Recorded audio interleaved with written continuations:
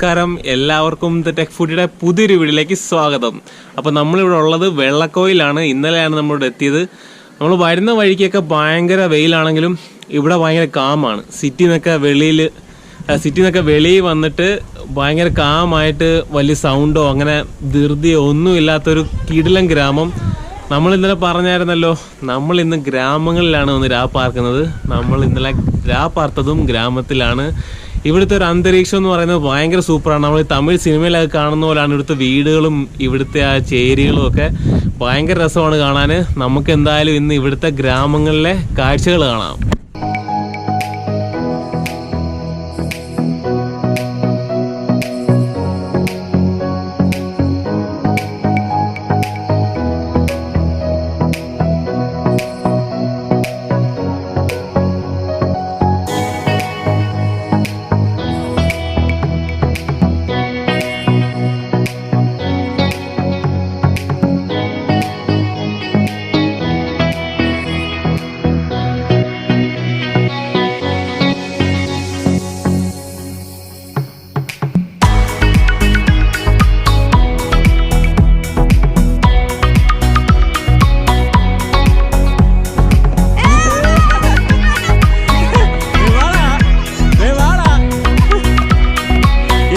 വല്യറച്ചിലാണ് ഇപ്പോൾ ഉള്ളത്.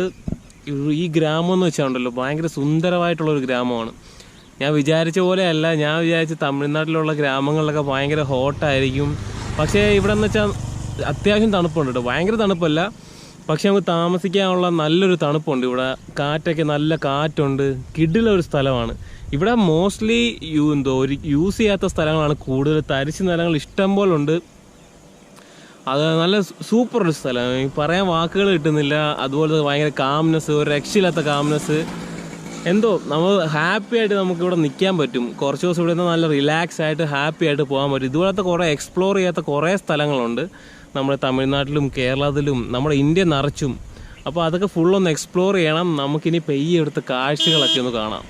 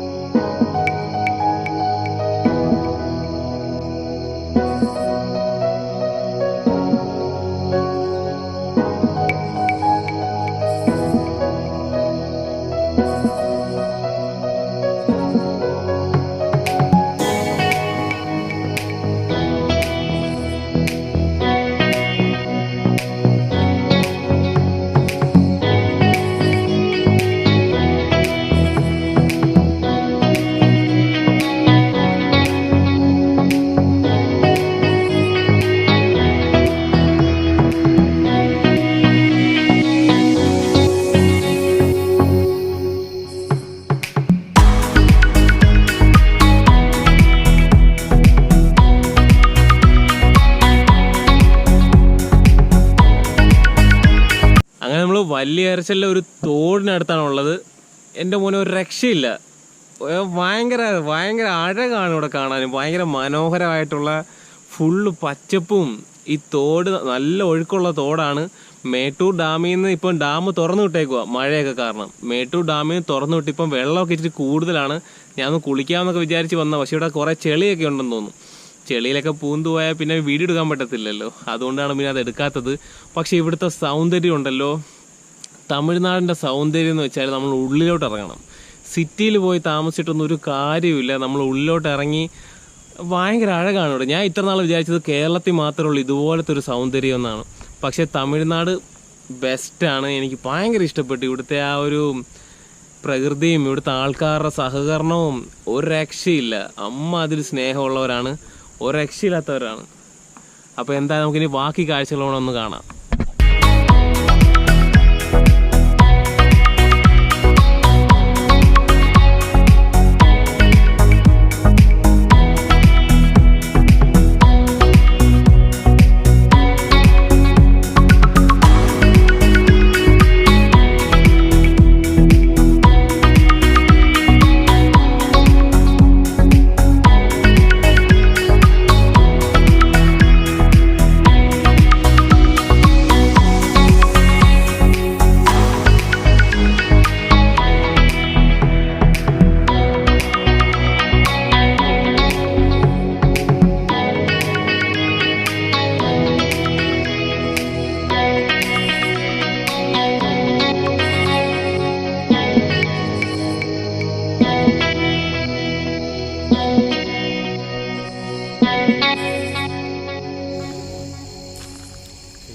எல்லாமே போயிடுச்சா?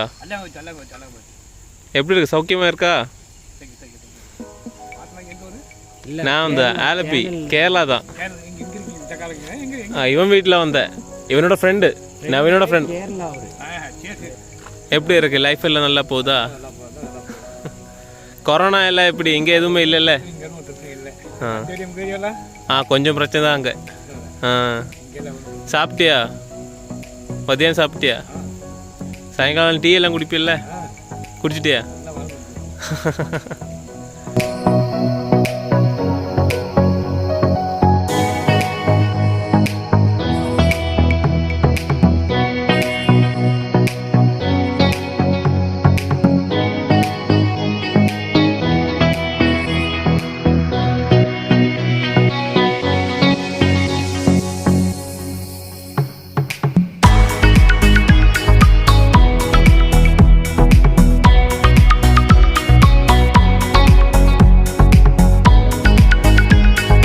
എന്തായാലും എനിക്ക് ഈ നാടങ്ങ് ഇഷ്ടപ്പെട്ടു കേട്ടോ നല്ലോണം.